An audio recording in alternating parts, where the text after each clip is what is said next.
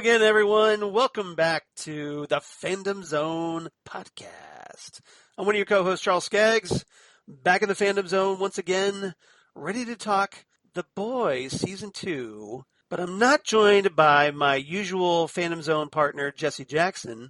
Jesse, as it turns out, has burned himself out a little bit doing Set Listing Bruce podcasts, like maybe 3 of those a week. So he hasn't really had the time to go through The Boys Season 2. So I reached out to someone I could depend on. And so everyone, please welcome to the Phantom Zone podcast. Joining me for this week and the next 7 weeks as we discuss The Boys Season 2, please welcome DJ Nick to the Phantom Zone podcast. How you doing, Nick? Hey, Charles.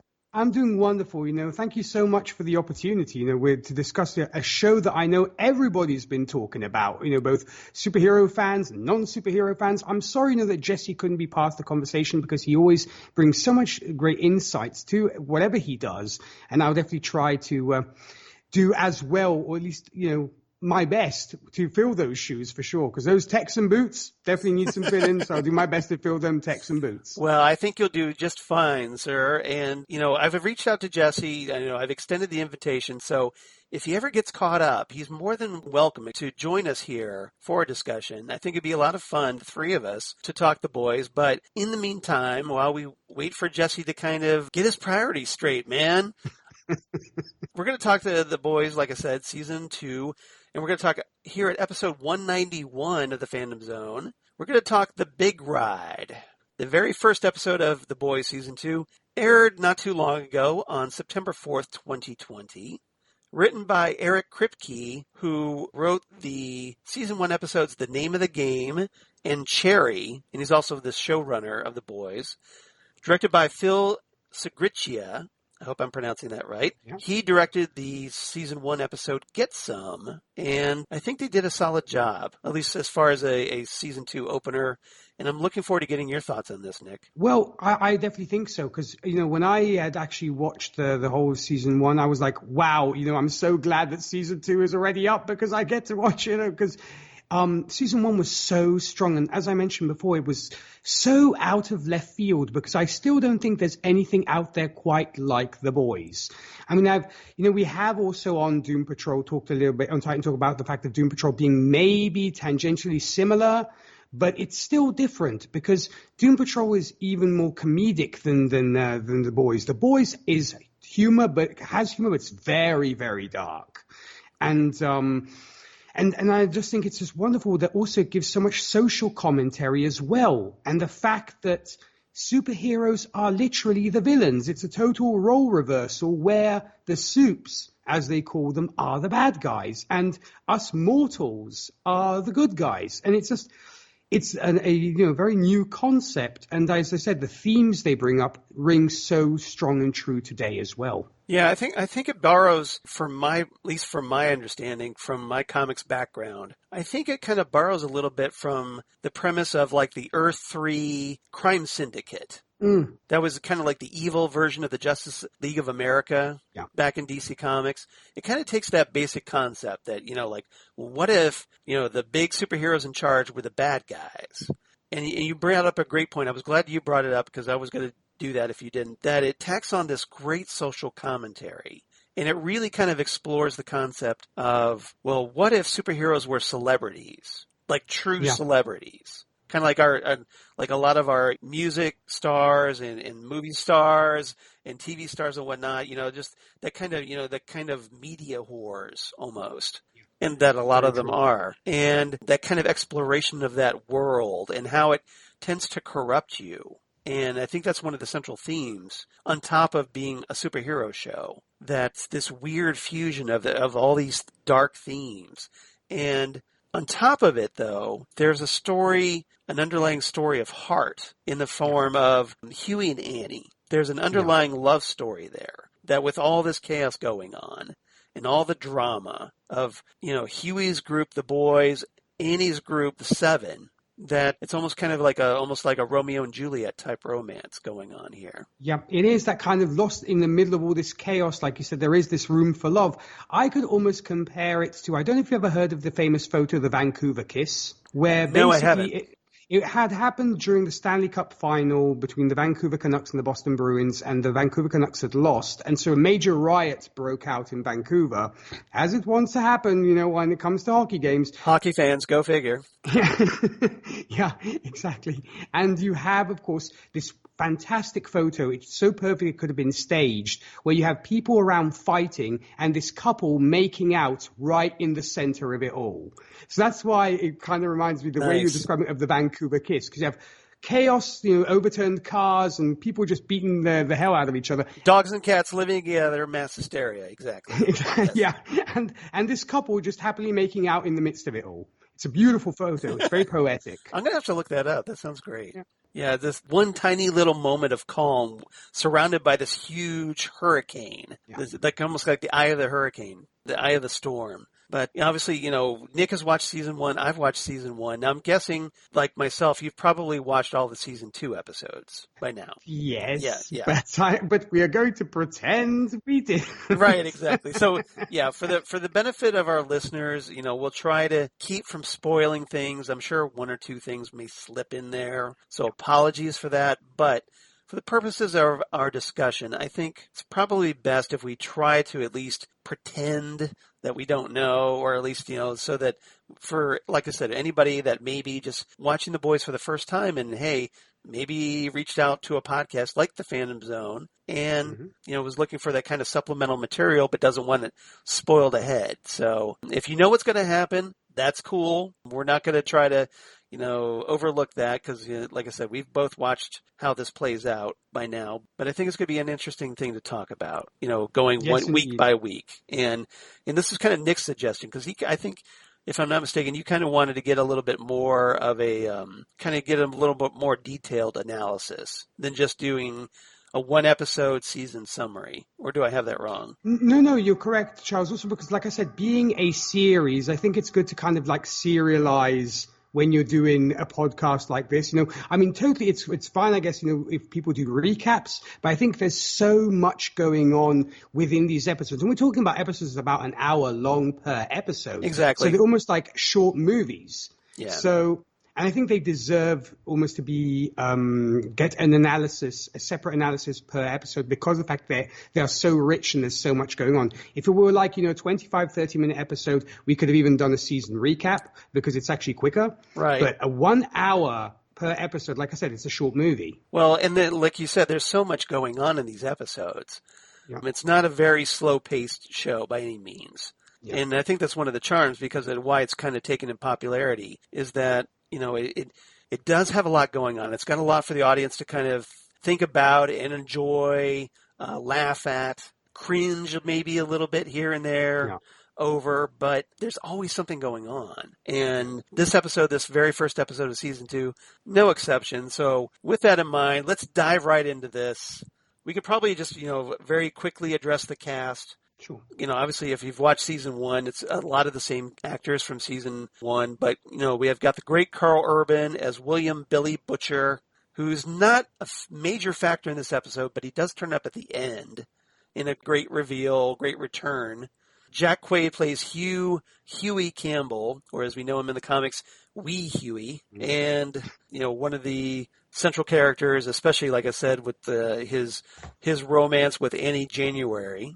Starlight, played, of course, by the great Erin Moriarty, who continually seems to up her game every time she's on screen. And nobody knew she could sing, which is crazy. Yeah, go ahead if you want to talk about that. No, I have to first say, one, she has a killer surname. As to actually be born with the surname Moriarty. Right? How cool is that? Now, I don't know if she was she born like that or was that a stage name? Either way, it's a great call. Yeah, look, if it's a real surname, it's really, really cool because you bet that at school she probably wasn't picked on for that surname, and probably even more so in college, folks were like, oh wow, I'm a big fan of Sherlock Holmes. Are you related? Did your family inspire Conan Doyle to create that character or this kind of thing, Because of course it's a very Irish surname and being an Irishman yourself, so, she may just very well have Irish heritage. See, I got Skaggs, and if I had gotten Moriarty, something really cool like that, I could have had the nickname the Professor in college. Okay. But no, I don't get that. I don't get anything that cool. So, unless of course I change my name, but I'm not going to do that. But yeah, I'm a bit jealous over that name. It's a very cool name, and yeah, she does this great song, and we can talk about that when we get into a little bit more of our discussion. But it's a song called Never Truly Vanish that appears a few times through the course of season 2 without spoiling anything, even as one of the end credit songs in one of the episodes coming up. So, and we'll get to that. We also had Laz Alonso as Marvin T, a.k.a. Mother's Milk, or a.k.a. MM, as Billy likes to call him. Tomer Capone, I hope I'm pronouncing that right, is Frenchie. And this season we finally find out Frenchie's real name. Stay tuned for that one. Won't spoil it just yet. Karen Fukuhara, who I've actually had the pleasure to meet in person. Oh, wow. When she was doing conventions for Suicide Squad. Yeah, because she was Katana, wasn't she? Yeah, she was Katana in the Suicide Squad movie. So, yeah. So, Karen Fukuhara as Kimiko Miyashiro, a.k.a. the female. And she thankfully gets a little bit more to do this season than she did in season 1. Very happy about that. Antony Starr, holy crap, the Homelander. Yeah. I mean, man, is that guy scary. If you thought the guy was like one of the highlights of season 1, you haven't even seen season 2 yet because, or maybe you have, but you know what I'm talking about. But this guy is just so, I don't want to say intense. Intense, but I don't want to say charismatic because, I mean, charismatic in a villain sense. Like he's such a compelling, that's the word I'm looking for, compelling villain. He's very compelling, yeah. And there's a lot going on there, a lot psychologically behind this guy. Yeah. So essentially is it's Superman if he was psychotic, basically. With a little bit of Captain America turned dark, if you will, as well, I think. A little bit, yeah. With that excessive patriotism almost, Yeah, exactly. I think you're probably right. It's probably like a hybrid of Superman and Captain America, but a dark psychotic version, almost. Yeah. And then we had Dominique McElligott as Queen Maeve, Nathan Mitchell as Black Noir, Jesse T. Usher as A-Train, Aya Cash, who is a character to watch. She gets introduced in this episode as Stormfront, and I'm guessing Nick has one or two thoughts about Stormfront that we're going to get into. Yeah. So just stay tuned for that. Chase Crawford as the Deep, Colby Minifee as Ashley Barrett, kind of taking over as the Seven's handler, and following the tragic death of Madeline Stillwell at the end of season 1, and does a fantastic job of being all harried and way out of her league with the Seven. Thankfully, we got the debut of Giancarlo Esposito as Stan Edgar. And if you've seen Breaking Bad or The Mandalorian, or even Once Upon a Time. Or Once Upon a Time, you're right. That's right. Thank you for reminding me. You know what a great villain he is. Yeah. So, and this is no exception. Fantastic job. Chantel Van Santen plays Becca Butcher, and then we have Cameron Crovetti as Ryan Butcher, although they don't make their debut until next episode. Mm-hmm. So we'll talk about them then. But in the meantime, so that's our cast, our central cast. Trivia, I got a little bit of trivia before we get into our discussion. The Big Ride, the title of this episode, comes from a 4-part story called The Big Ride that was in The Boys issues number 56 through 59. And that's the Garth Ennis, Derek Robertson, and Russ Brown comic book series that was originally published by DC Comics, later published by Dynamite Entertainment. Completely different story from what's being presented here. So it's just basically the title only. In the comic book story, Hughie returns to the fold after he and Butcher are investigating a murder of a transgender sex worker that may be linked to a character of the Seven we haven't seen yet, Jack from Jupiter. Oh, okay. And tensions escalate between the two groups as unknown forces may be trying to steer them into direct conflict with one another. And with the first casualties from both sides since the aftermath of 9/11 occurring as a result. So obviously, this was taking place at a much different time period, shortly after the events of 9/11. And that's something Garth Ennis incorporated into the Boys comic. That's obviously not being featured here on the TV series. But I just thought I'd mention it for anybody wondering. And also another bit of trivia. In the comics, Stormfront was depicted as a male character, not a female character. It's another difference from the comics. In the comics version, Stormfront was a member of the superhero team Payback, and he was thought to be a danger due to his deep belief in Nazi ideology, of course. And it was recommended that Vought destroy him. But instead, because Vought is Vought, as we know, watching the show, they used his genetic material as the basis for experiments that would later create Homelander and Black Noir. Okay. So Stormfront apparently destroyed the levees and caused widespread flooding in New Orleans during Hurricane Katrina. Again, you have to kind of take into account the time period. Into context, yeah. Sure. Exactly, because Garth Ennis was trying to kind of like, well, what if these big world big events were taking place shortly at the same time in this parallel universe? Oh, shit, yeah. And Stormfront was essentially aiming to ethnically cleanse the city and free up valuable real estate for Vought. I see, yeah. So that's a little different from the comics. And he ends up getting killed, though, by Butcher, Frenchie, Mother's Milk, and Love Sausage, who we see later this season, a Russian superhero, who essentially kick and curb stomp him to death. Kind of like something that happens to Stormfront later in the season, which we won't talk about just yet. So that's the differences between the comic and the series. Just thought I'd mention that. All right, so I thought we could break this down into 3 topics. Mm-hmm. Topic number 1, I think we could talk about, how about we talk about the boys, and let's also talk about Starlight. And let's catch up with the boys, obviously following the events of season 1. Butcher's missing, and the boys are kind of having to fend for themselves. They're fugitives at this point, and hiding out. We find out that apparently Frenchie, they've gone underground, and they're hooked up with like some friends of Frenchie, some associates of Frenchie, called the Clarkson Avenue Haitian Kings. And essentially they're a gang, and they're basically fund their efforts through drugs and whatnot. So essentially they're kind of hiding out with these guys, and while trying to further their activities and keep an eye on the 7 and avoid the law in the process. Any thoughts from you, Nick, on the boys' characters? Obviously Frenchie, Hughie, Mother's Milk, Kimiko, and how we pick up from them at this point. Well, there is definitely a lot to say. I mean, I have to admit, at first, the first question on my mind initially was, what the heck happened to Butcher? Because obviously we had that crazy cliffhanger at the end of season 1 where, he's introduced, he finds out that Becca is alive and well and that they have a son now, who apparently is Homelander's son. And so it's like, what happened to that? And at first I have to admit, I was a little bit shocked that they didn't go directly to where we had cut off from season 1. And that you can say mad. If you were mad, it's okay. Yeah, I was. We didn't pick up with that. I was a little bit mad, I have to admit, because I was like, because I was so sort of invested in, apart from that, I was invested in the Butcher character from the get-go. And it was such a compelling way to end season 1. So, throughout the episode, I kept saying to myself, okay, but where is Butcher? This is all fine and dandy, but where is Billy?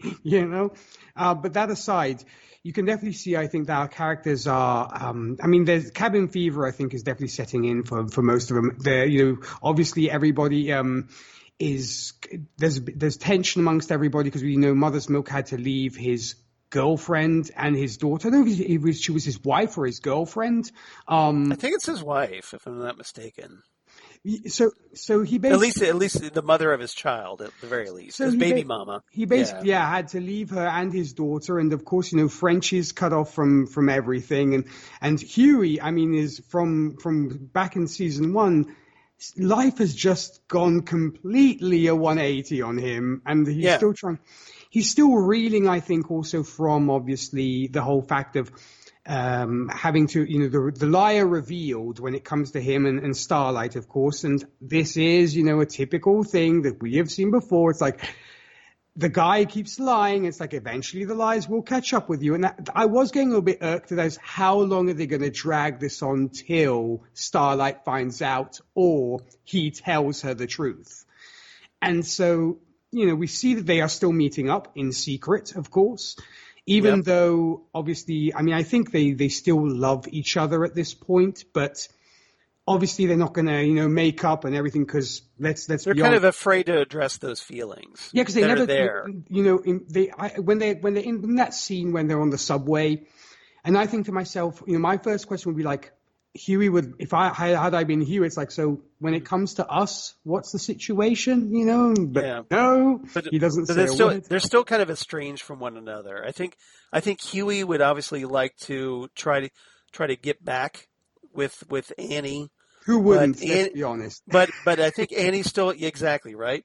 But Annie, I think, is still feeling a little hurt of what Hughie was keeping from her, and so she's very guarded. Although they at least have the lines of communication open. Yeah. So at this point, at least it gives Hughie something to hope for. I think so too, and we can tell he gets incredibly jealous about the fact that apparently he's been checking her out on Instagram and seeing these photos with these celebrities and what have you. Cyber stalking her, basically. Yes. Yeah, exactly. So obviously he still cares, and he wants to call her, and he feels he's lost a big something important in his life, obviously, because. But once again, he led her on. He lied to her. And even in this episode, he continues to lie to her. And he's like, I'll never lie again. And he's like, and he calls her and she's like, so what's the deal? Don't lie to me. Oh, I'm not lying. I'm not. Really, either he's a pathological liar and he just can't help it. Or at this point, you think he would have learned his lesson and told her since he knows that she's on the up and up. Well, I think he feels conflicted because he doesn't want to endanger the others. And obviously he feels... I think if he shares everything with her, there's always the chance that the 7 are going to find out.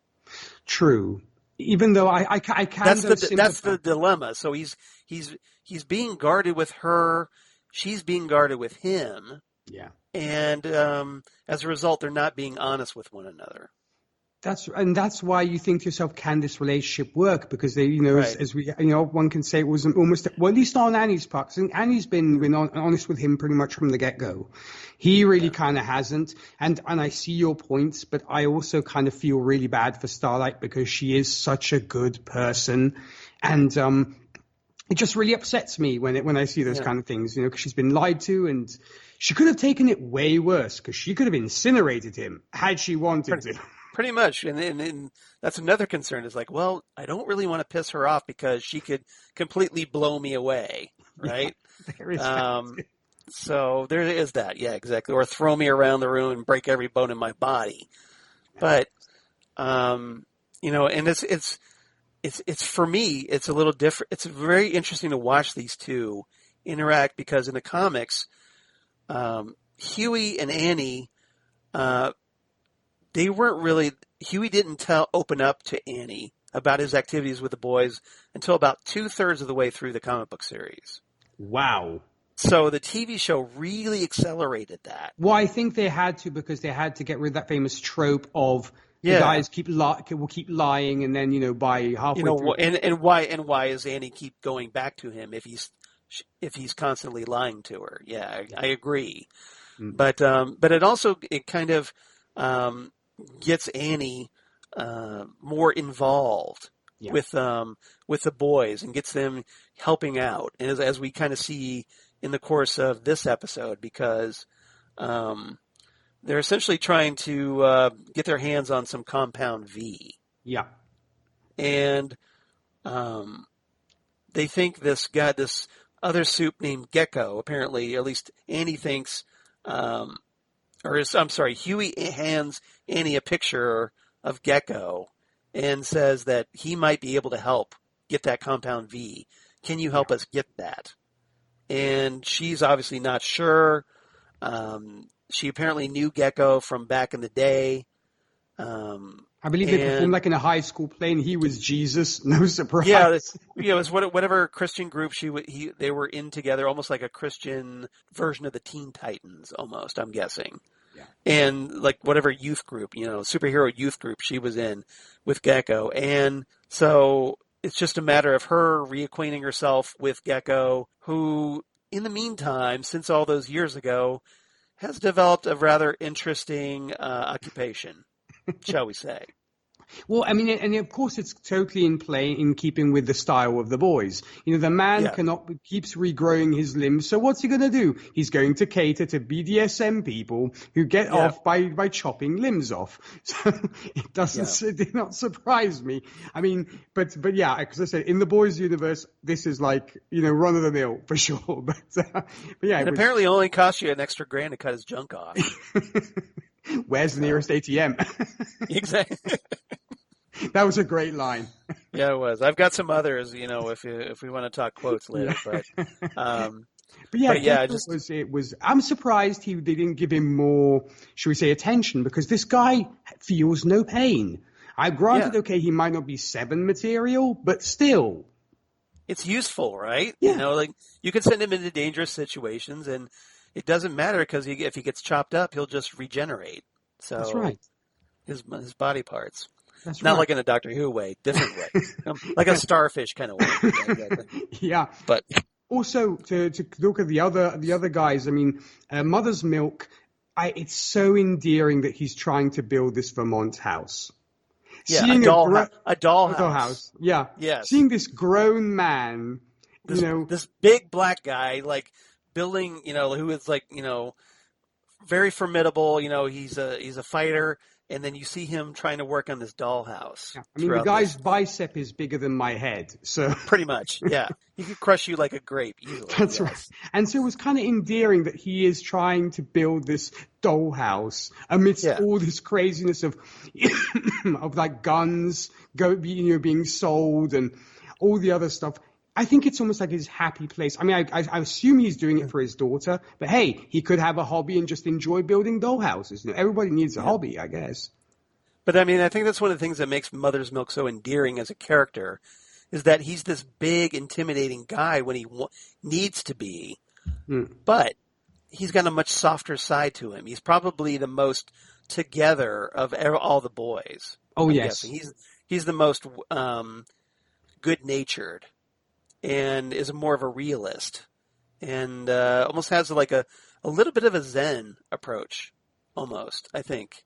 Yeah, very kind of Luke Cage-ish, if you will. Yeah, exactly. Yeah, I think that's get along. Yeah, I think that's a good comparison, because Cage was kind of that way too, a little more thoughtful soul than just the intimidating guy and the big intimidating guy, and all he wants to do is just get back to his wife/girlfriend, whatever she is, and her kid and their kid.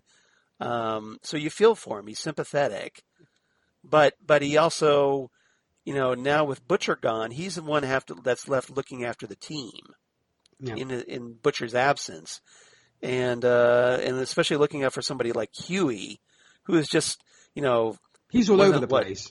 He's all over the place, and he wasn't that long ago. He was working as a video store clerk. Yeah. So obviously very out of his depth. And then in a lot of ways. And also, I love the budding relationship between Frenchie and Kimiko. I think it's so sweet. Frenchie is another one of my favorite characters. Aside from just him being, once again, so paternal almost, or brotherly, take your pick with Kimiko. And I just love their budding relationship and how much their trust has grown. And now Kimiko's learning, to write things down. We have that mysterious message that she has written down, which is still a mystery at this point. It's like, what was Kimiko trying to say? And it's like, I love that. And it's beautiful. Once again, amidst all this chaos, we have Annie and Hughie, and we have Kimiko and Frenchie, which is another beautiful relationship. I mean, what were your thoughts on that one?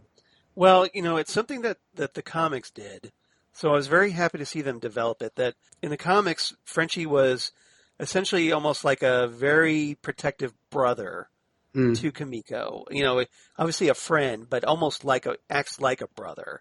He watches out for her, makes, if she starts to stray down a dark path. Like there's one comic storyline where she kind of goes off and starts doing to try to make money, she acts as an assassin, a hit Mm. woman. And he tries to steer her away from this because it's not good for her. So he watches out for her, almost like a guardian in a lot of ways. But I think with Frenchie, I think there are some underlying, at least in the TV series, there's some underlying romantic feelings as well, at least on his part. So you think it might actually be that it's becoming love, and so it's not brotherly, but it might be moving into another realm of affection. A little bit, at least as far as maybe Frenchie wants. I don't know. We don't know yet if that's what Kimiko wants. Even though we had seen her kind of, doing her nails and combing her hair, and granted, I'm sure she probably wants to look more respectable, possibly, right. but secondly, she could be doing it also for Frenchie's benefit. I mean, I'm not saying that she's doing it for that reason, but it could be that maybe she's I want to look pretty for him.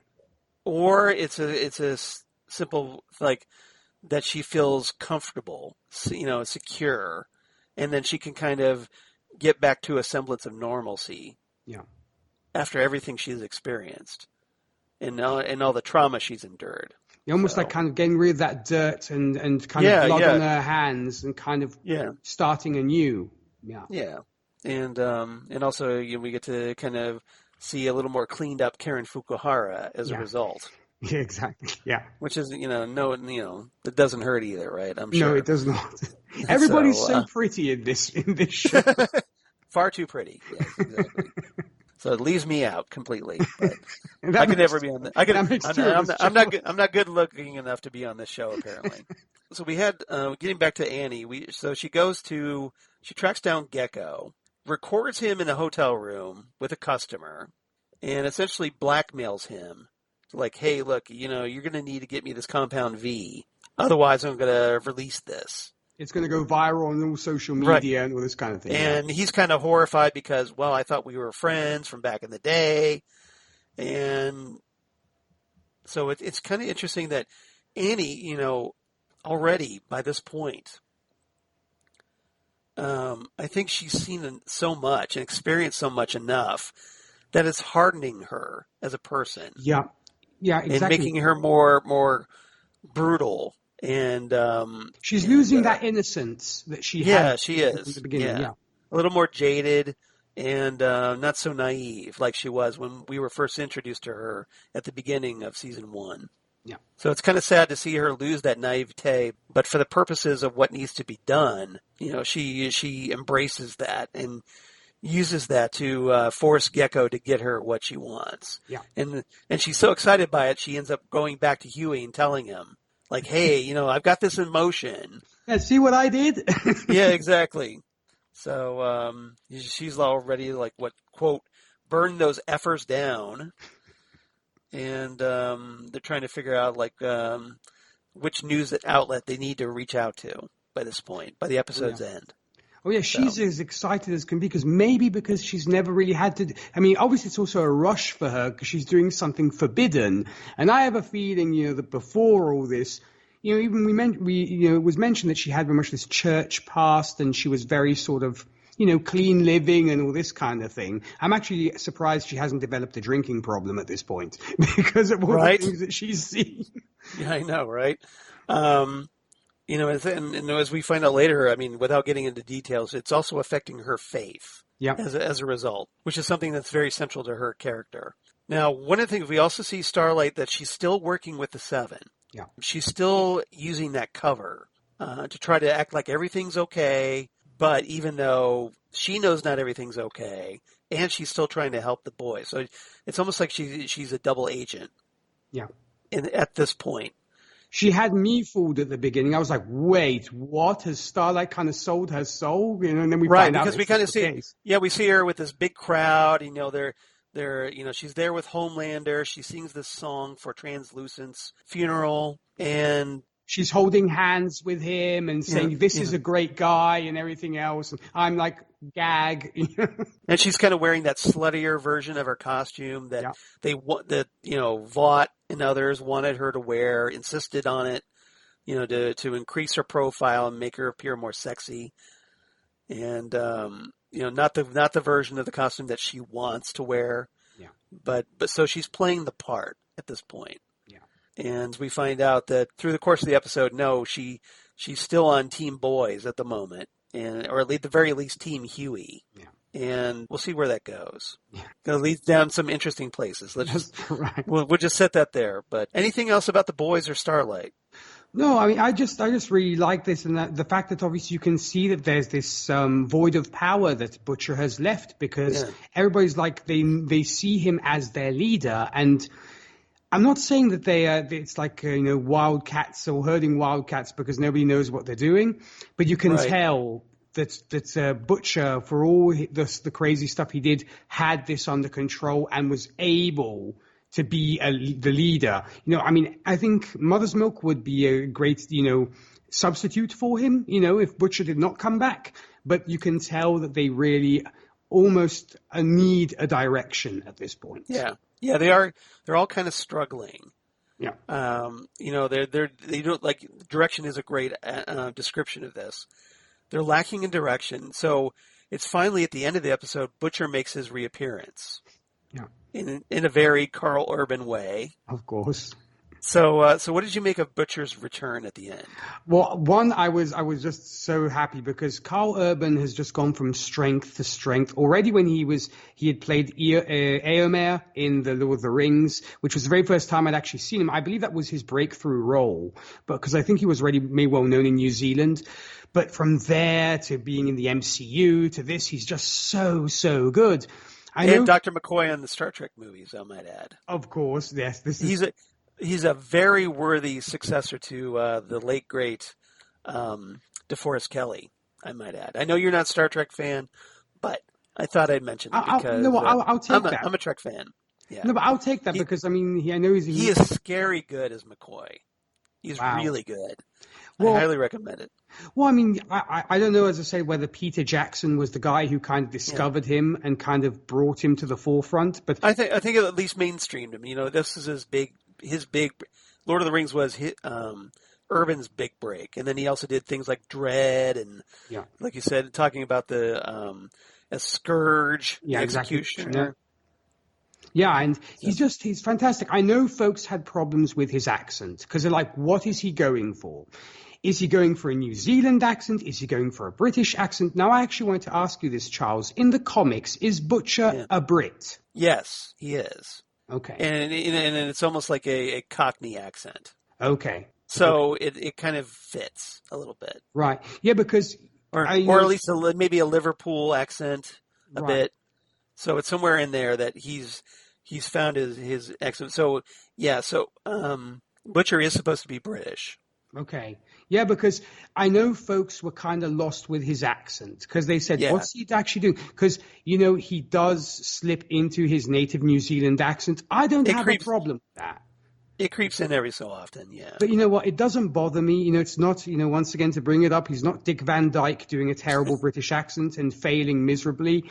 Here, it's just his thing, and plus, we don't know Butcher's origins. For all we know, he could have been from New Zealand, moved to the UK, and has kept some of his accent. I'm going with that. That's my headcanon. Well, the TV show could make a change in it, I'm sure, but if they wanted to. Yeah. Wouldn't be the first time, right? So exactly. No, but outside of that, to bring it back to this, I was just so happy when he came back. And obviously, just like the boys, I had so many questions. It's like, where were you? What? And in fact, what are you wearing? And all this kind of thing.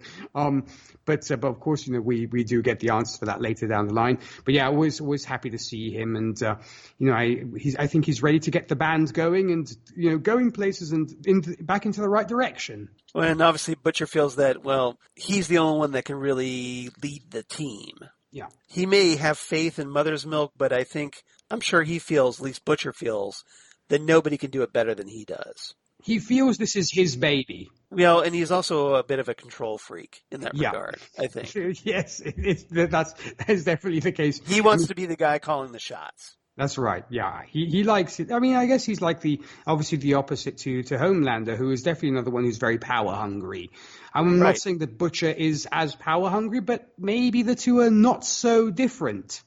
And that's a very good observation. They are very much two sides of the same coin. And we'll see more of that, I'm sure, as the series progresses. Yeah. So, all right, let's move on. Topic number 2. This can be probably a pretty quick topic. Mm-hmm. Let's talk about the Church of the Collective. Okay. So let's talk about the Deep. We can talk about Eagle the Archer and Carol Mannheim and the introduction of this concept where the Deep is struggling. And we can talk about that here in a minute. But he ends up hooking up, or at least getting recruited, by the Church of the Collective, which is a pretty obvious take on Scientology, the Church of Scientology. That's right. And as far as how they bring him in and end up converting him to their cause. Yeah. So we pick up with the Deep in Sandusky, Ohio. Is that a real place? That is a real place. That is the home of the Cedar Point Amusement Park, one of the biggest amusement parks in America. Is it true that nothing ever happens? Pretty much, except for the amusement park. Yeah, pretty much. Yeah, it's basically like Sandusky is very northwest Ohio, right? Like right there right up there by Lake Michigan. Okay. So yeah. Well, thank you for explaining that for the benefit of the Europeans out there. Exactly. Yeah, I know. It's yeah. If you look up Ohio, the state of Ohio on a map or whatever, if you want to find Sandusky, it's very northwest Ohio. Okay. Right there along the border of Michigan. All right, but yeah, nothing happens there. It's basically we find the Deep was almost exiled to. Yeah. After getting kicked out of the Seven, and he's not taking things very well because he's watching the funeral of his former teammate Translucent on TV, and they show pictures of various Seven members, and one of the pictures of Translucent has cut off the Deep. He's been airbrushed out of the photo. Yeah, or like I think they cropped it out of him or something. But he's like, that's my shoulder. Exactly. At first he was getting all emotional about the funeral, about Translucent dying. Then he gets all pissed off and he like really lashes out, starts tearing things up, and ends up getting busted by the popos as a result, by the police. And he ends up in the slammer, and it's there that he gets recruited, and just as he happens to be at his lowest point. So what did you make of the introduction of the Church of the Collective into this series? Well, like you said, the first thing that came into mind when I saw this was either Scientology or, of course, a cult. So that's what we're dealing with. So it was all the above. Exactly, all the above, exactly. But it didn't have me asking questions like, what is the bigger picture when it comes to this group of people? Because, I don't know if they're just in the business of saving souls, or there's more to it. So that's what is often one asks when it comes to these kind of organizations. And of course, we did get introduced to this, should we say, take on Hawkeye or Green Arrow. Take your pick. Right. Eagle the Archer, Eagle, Hawkeye, I got to think it's more the boys' version of Hawkeye. Yeah, not to mention the colors were more towards purple, kind of. Yeah, right. So there was like the Hawkeye comics, at least the Hawkeye costume in the comics.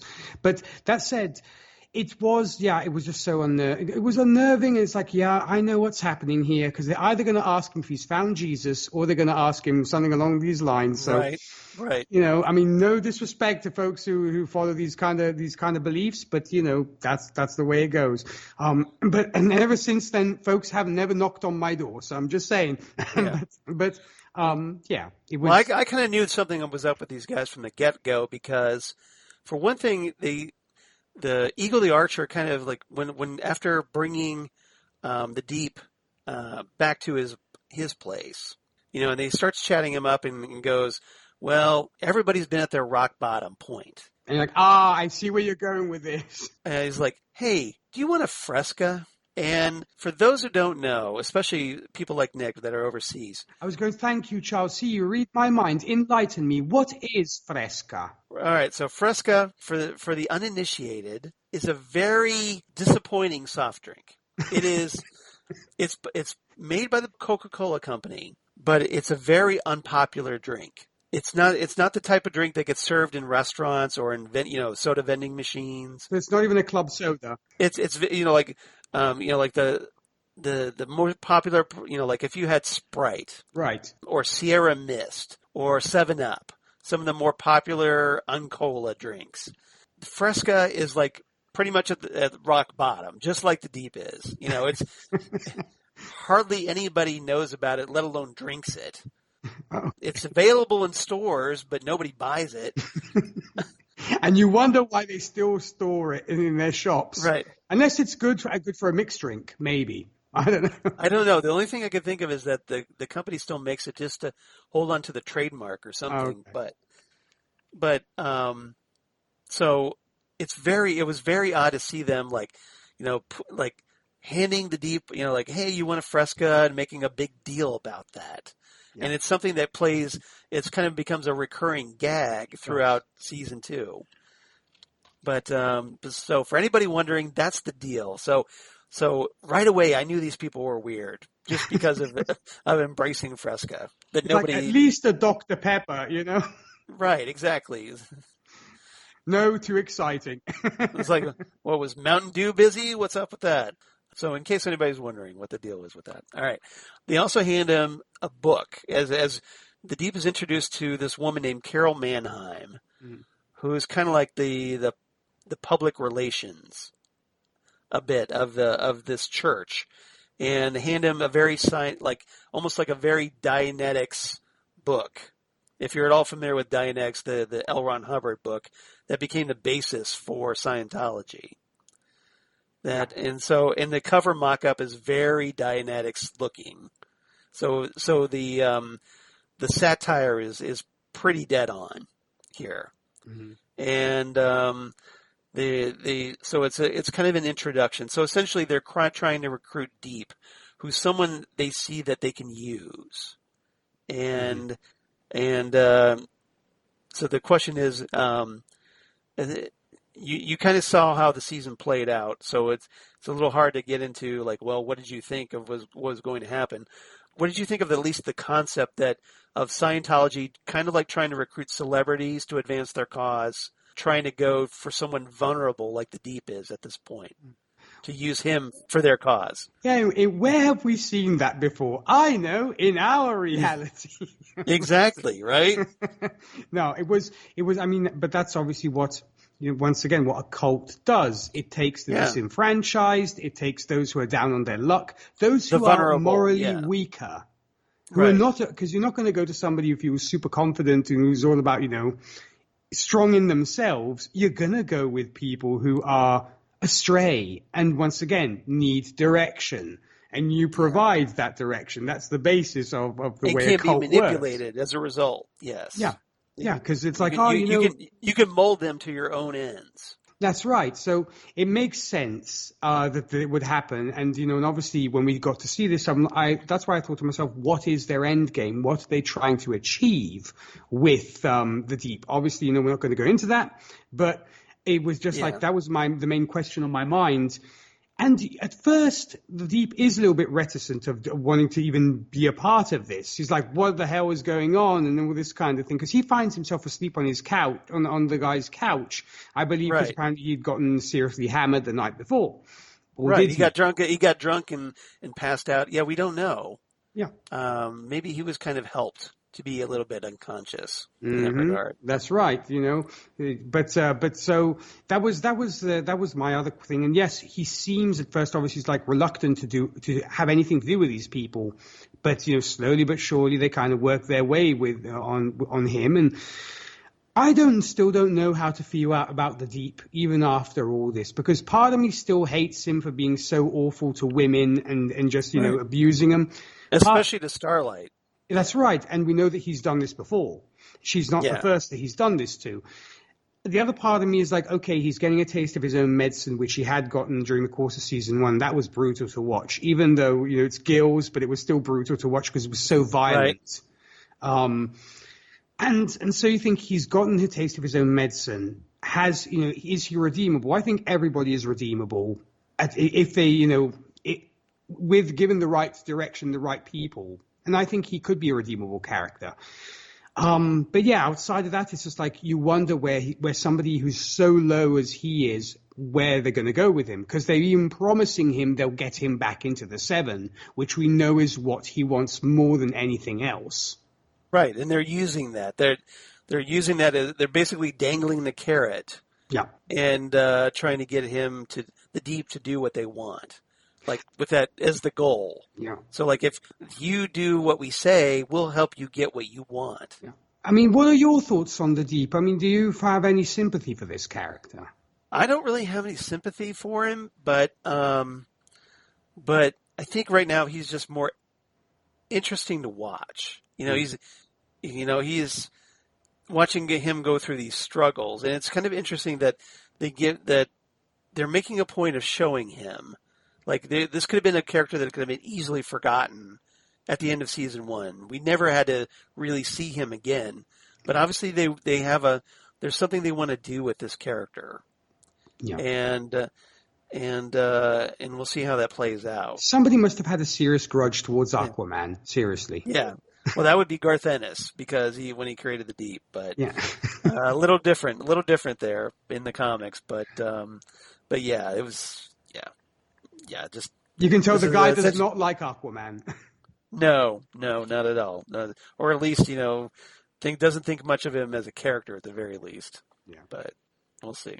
He's no Jason Momoa. Let's put it that way. All right. Anything else before we move on? No, I think that pretty much covers it. And like you said, okay. We'll definitely be watching the Deep with interest. All right. So third and final topic. Let's talk about the 7. Our various. This is the big one, so I thought I'd save that for the end. So we need to talk about Homelander. We need to talk about Stormfront, who makes her debut as a member of the 7, much to Homelander's chagrin. And we also need to talk about Stan Edgar because, hey, Homelander, because he's not so happy with Stormfront being assigned to the team without his approval, has a little chat with Stan, as it turns out. And we can also talk about Ashley Barrett, the handler for the 7, who keeps trying to hold this team together despite someone like Homelander exerting his control over this group and really dominating her, especially when Ashley tries to bring a prospective member of the 7, a guy named Blind Spot, in to meet Homelander, thinking, hey, it'll go well because, hey, Blind Spot would be great for our image because he's visually impaired, and a visually impaired superhero would be perfect, right?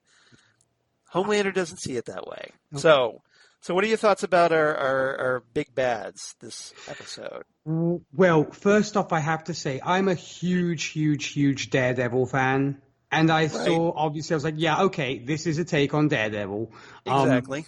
And I was like, oh, yeah, this is kind of cool and kind of neat. And then, Homelander, boom, smashes his eardrums. And I was like, oh, dude, really? I mean, is there anything you won't do? You have to be really an arse in everything. And yes, he does. I felt so bad because, like I said, I love Daredevil, and this was kind of my version of Daredevil in this universe.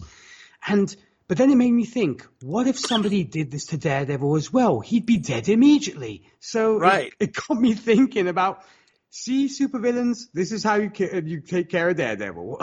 But other than that, Homelander never ceases to amaze me. And funny enough, in Italian, his name is Patriota, which is the Patriot, which is a curious translation if you think about it. Because granted, you say Homelander, I guess you couldn't really consider it a synonym of Patriot. I don't know. I mean, it seems odd to me as a synonym. Or that they choose the name Patriot in Italian. I think that was the closest term they could find. But it really highlights, I think, the fascist side of patriotism. And that's maybe why they chose the name Patriot as his Italian, in his Italian name. Okay. But yeah. So like patriotism taken to excess. Yeah, when it becomes, it goes into nationalism Extremes. and hence extreme nationalism, if you will. But yeah, I just wanted to sort of share that little bit of trivia with the listeners. That in Italian, folks like to take their liberties with certain character names. But I learned something today. I hope everybody else did out there as well. But yeah, outside of that, this character is so multifaceted because on one side he's like, the big bully, dare I say, reminiscent of a certain man in the White House a little bit, but for certain things that he does. A little bit. But other than that, we see that he also is incredibly disturbed. I mean, when he goes into the fridge and takes out the milk. Yeah, I was going to bring that up. So just to kind of set this table a little bit. Yeah, sure. So Homelander, as we saw in season 1, kind of had this fetish arrangement with Madeline Stillwell, the Seven's previous handler, and as a result, we learned that Homelander has a fetish for breast milk. Yeah, and because of this, he starts walking, and remember, Homelander was the one who killed Madeline, and framing the boy, Butcher especially, for the crime. To cover it up, but he still had feelings for Madeline, as it turns out. And he goes into her office, kind of just looks around at the office of the woman that he had killed, and even though he had supposedly cared for, and he opens up a mini fridge and pulls out that bottle of breast milk. Yeah, I was like, don't do it, don't do it. Well, first he heats it up with his heat vision to make it room temperature, I guess. And then he kind of like dabs his tongue, just like a little taste to see if it's the right temperature, I guess. He almost laps it up like a cat at first would. Right, exactly, yeah. So he kind of like, just a little bit on the tongue, the tip of the tongue, and then he starts like, okay, I'm going for this. And downs the whole bottle, just as Ashley walks into the room, catching him in the process. Yeah. Good thing I was just having popcorn at the time, because seriously, I would have been sick. Seriously. That's just milk. It's nutrients, right? Right? Yeah, but I don't know. Maybe I'm more. You know what? I don't mind blood and guts when it comes to those kind of things. It will make me kind of a little bit squeamish. But maybe you watch Hellraiser movies, for crying out loud. Yeah, but you don't have people. Whatever. But we'll get into the things that Nick. If a Cenobite did it, would that make it okay? Or no, it would if like Pinhead down a bottle of breast milk, would that make it okay? It would be awful. It would be awful. But no, it was just like that was terrible. But it shows you what a crazy character he is. And you were mentioning, of course, that now Ashley has become literally the vice president of Vought at this point.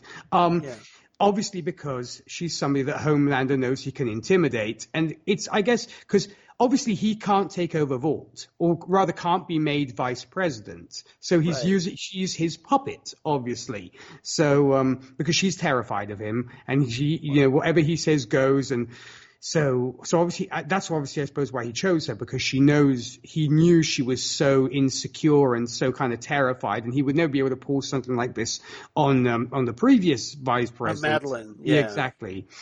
Yeah. So it's, and she's, I was just going to say that Ashley, she's towing that company line, trying to push, a character like Blind Spot into the team, and Homelander exerting his control and showing again his authority over the situation. Intimidation intimidates her, and by shocking her, and just to kind of prove that he can do, just to kind of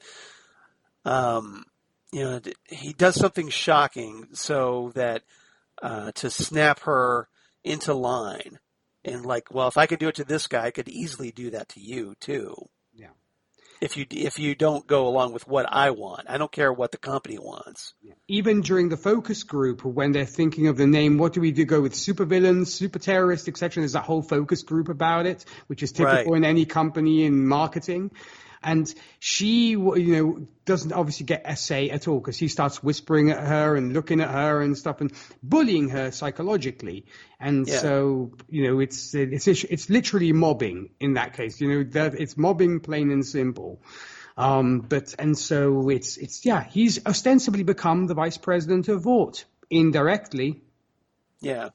And so, he's obviously, then he gets thrown for a big loop when they're apparently making a movie called, what is it, like the Origin of the Seven or something like that. Yeah. It's like on this military backdrop, and they're doing them with the soldiers. I thought it was like a commercial for the military. Oh, that's what it was. They haven't done the movie yet. That's right. You're absolutely right. Yeah, it was like some kind of Save America campaign or something. Yeah. In order to get the Seven into the army. Yeah. Because they're trying to push the agenda that they want Vought to they want to militarize superheroes. Yeah. And so they're pushing this agenda. You're right. They're filming this commercial, and Stormfront just happens to show up on the set. Yeah. And she's appears to be very media savvy. She's got her cell phone, and she's talking to her followers. Very influencer-like. Exactly. Like, she's live streaming whatever she's doing, and she kind of like live streams going up to Homelander and introducing herself like, "Hey, I'm Stormfront. I'm the new member of the Seven." And Homelander just kind of glares at her like, "You're who? Like, who is this?"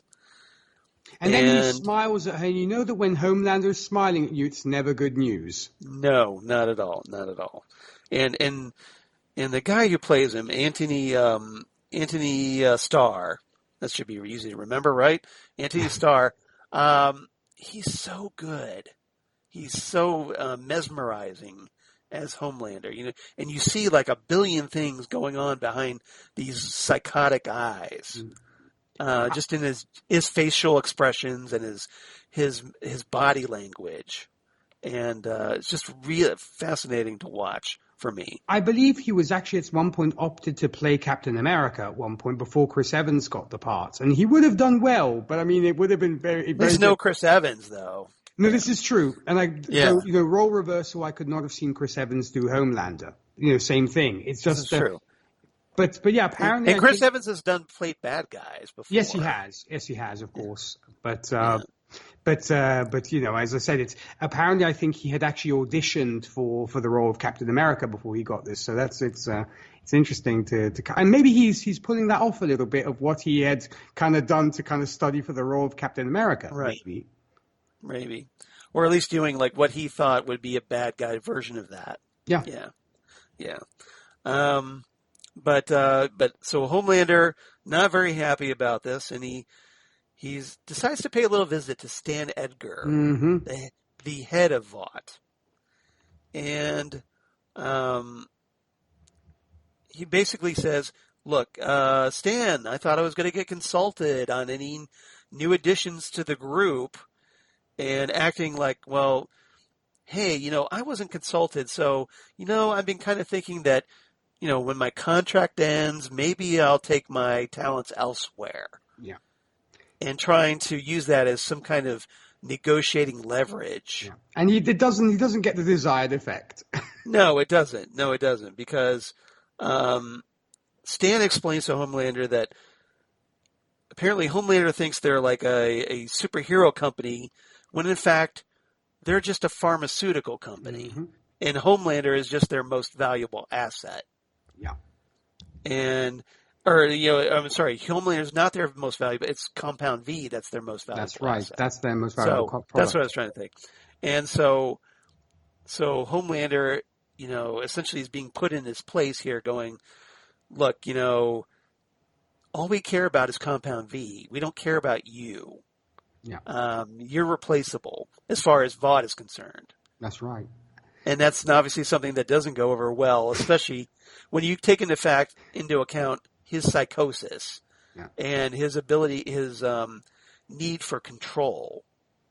And also, he's never not used to being told no.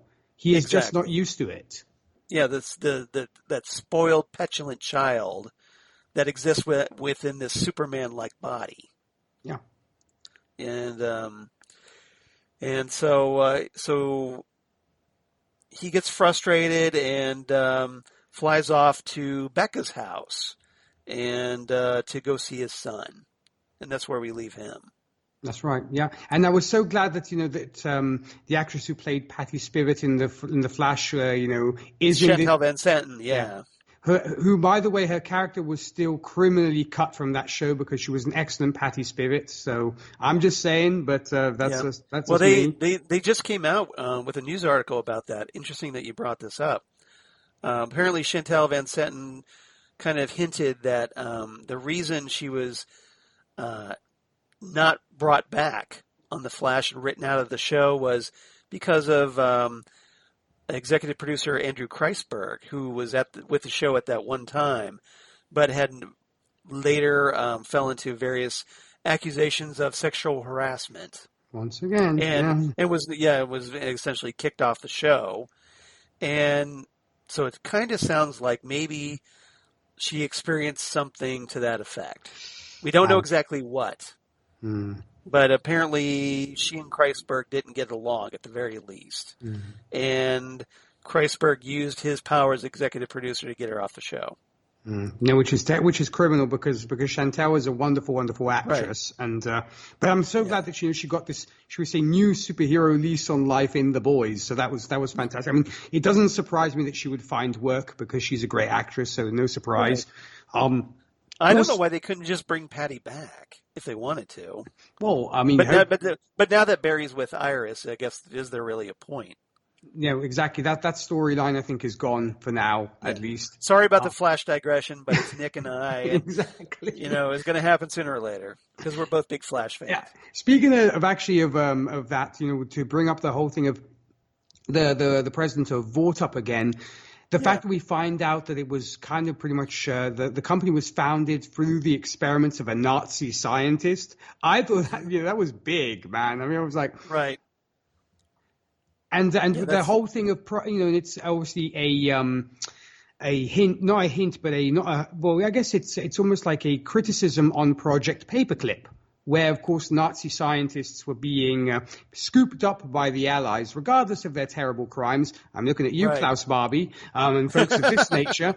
See, I told you you'd have a couple of thoughts about this. Yes. Well, you bring in Nazis, of course, as you quoted Indiana Jones, Nazis, I hate these guys. I hate these guys. Yeah, exactly.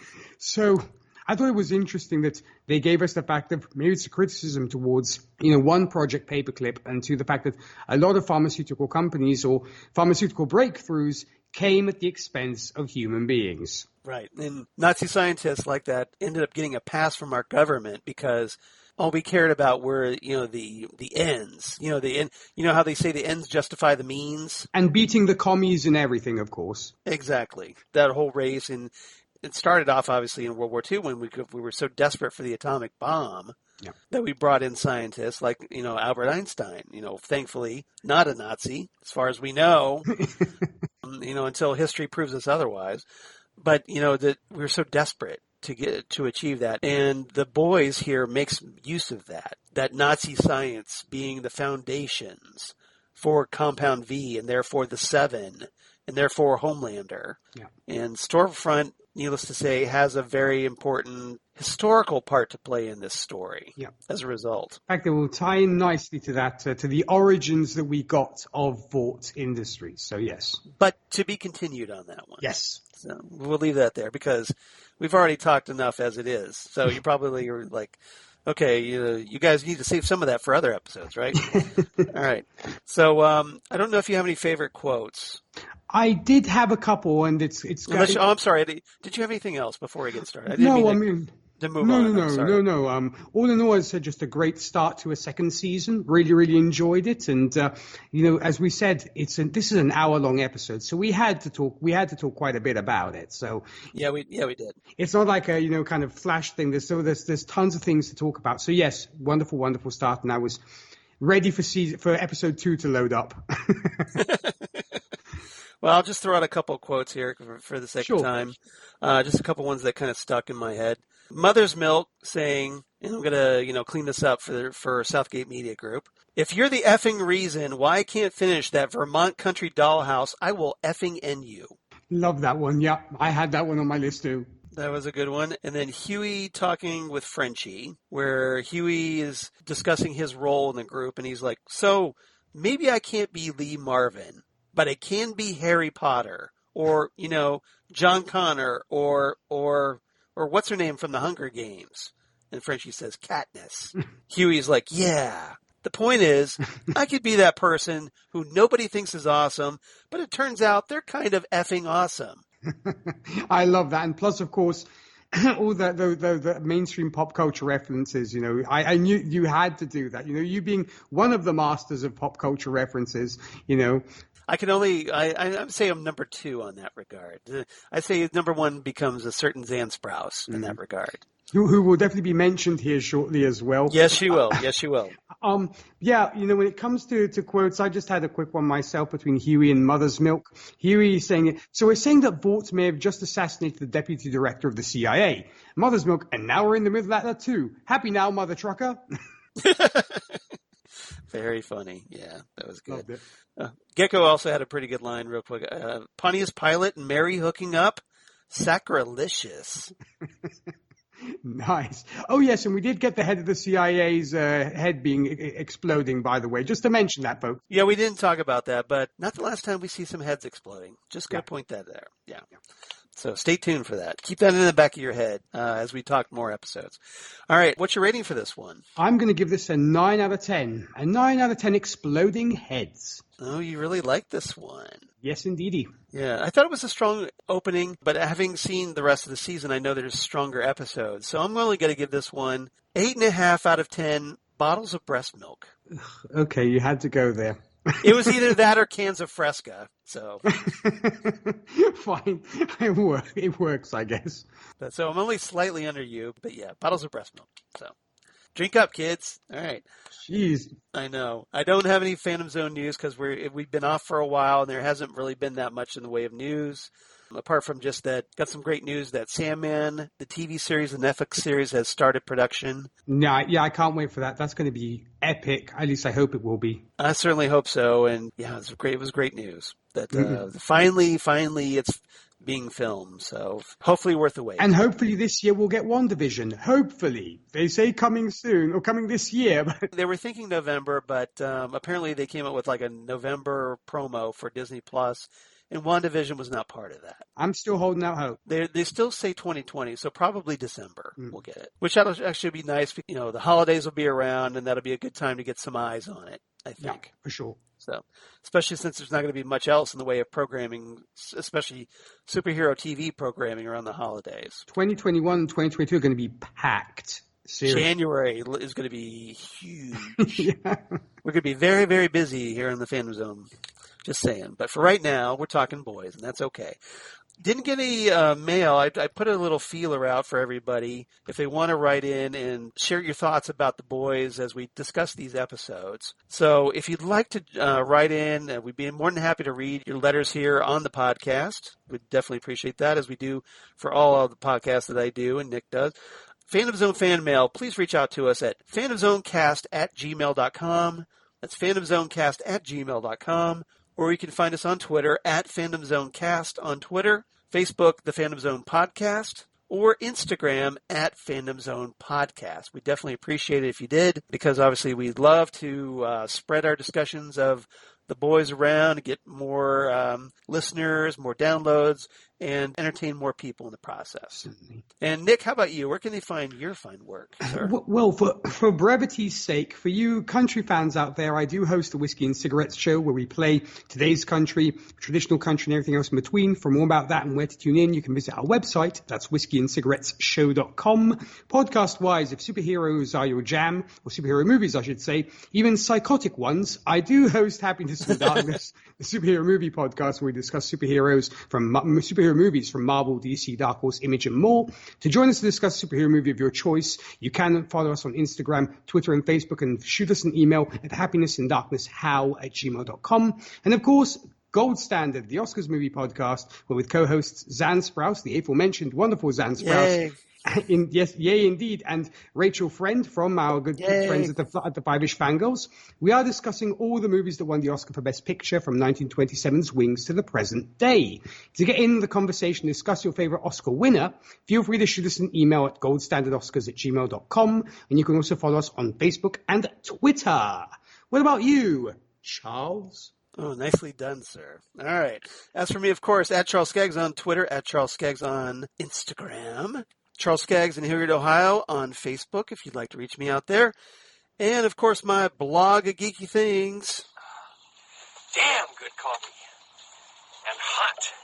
Damn good coffee and hot, where I talk about all the stuff we talk about here on the Fandom Zone podcast, all kinds of comic book TV show news, comics news, TV news of my other podcasts that I do for Southgate Media Group, including Next Stop Everywhere, the Doctor Who podcast that I do with Jesse Jackson, and assorted special guest companions like a certain DJ Nick, where we talk Doctor Who, Torchwood, the Sarah Jane Adventures, and more. And then also Titan Talk, the Titans podcast that Nick and I finished up here not too long ago, where we discussed Doom Patrol Season 2. Mm-hmm. And as we eagerly await Titans Season 3, whenever that appears in 2021, fingers crossed, on HBO Max now, as they're shuttering DC Universe, so at least as far as comic book TV goes. And then Ghostwood, the Twin Peaks podcast with, hey, that aforementioned Zan Sprouse that all the cool kids are talking about these days, where Zan and I talk, of course, Twin Peaks. We talk about David Lynch on Ghostwood, and currently we are wrapping up. We'll be doing the 6th of our 6-part series of Twin Peaks actors who have appeared on the X-Files, and we're going to be wrapping up with a certain Richard Beymer, who played Benjamin Horne on Twin Peaks, and he is going to be in our last X-Files episode. We're going to be discussing Sanguinarium from the 4th season of the X-Files. So hope everybody checks that out. Our X-Files discussions, I think, have been pretty well regarded by our listeners. They've been very well received. They've been a lot of fun, and everybody seems to be enjoying them. And I'm kind of going to be a little sad to see them go. But obviously, we're going to talk about some more things on Ghostwood. And once we wrap up the X-Files, we're probably going to be discussing David Lynch's film, The Elephant Man. Ooh. And we'll be discussing the new Criterion Collection release that just came out last month. Ooh, so nice. We'll be right on top of that one. Perfect timing. And great one for the Halloween season. Perfect. Here in the States. See, you couldn't have planned it any better. I love it when a plan comes together, to quote a certain John Hannibal Smith from the A-Team. All right. Everybody, thank you so much for listening. Nick, thank you for agreeing to discuss The Boys Season 2 with me. I really appreciate it, especially since, Titan Talk's been on hiatus and kind of give us another thing to do together. So I'm really appreciative of you agreeing to do this, and I'm really going to enjoy these next 7 weeks. Oh, you and me both, Charles. Thank you. I mean, granted, I didn't need much persuading. Let's be honest, folks. I mean, you a good friend. I was trying to make it sound more important. Well, you know what? Like a bigger deal. A good friend of yours contacts you and says, "Hey, do you want to discuss The Boys?" Yeah. What are you going to say? Of course you're going to say yes. But yeah, no, thank you again, Charles, for the opportunity. We're really excited for these next 7 episodes for sure, and it's going to be a fun ride. So, Nick, thank you again. Everybody, I hope you guys enjoyed our discussion. Come on back next time for episode 192 of the Fandom Zone as we discuss proper preparation and planning, the 3 Ps. It's going to be a lot of fun. We'll have more boys to talk about. Got to find out what the Homelander is up to. And that Stormfront, she's a shady one. So everybody, we'll see you next time right here on the Phantom Zone podcast. Goodbye, everybody. Ciao.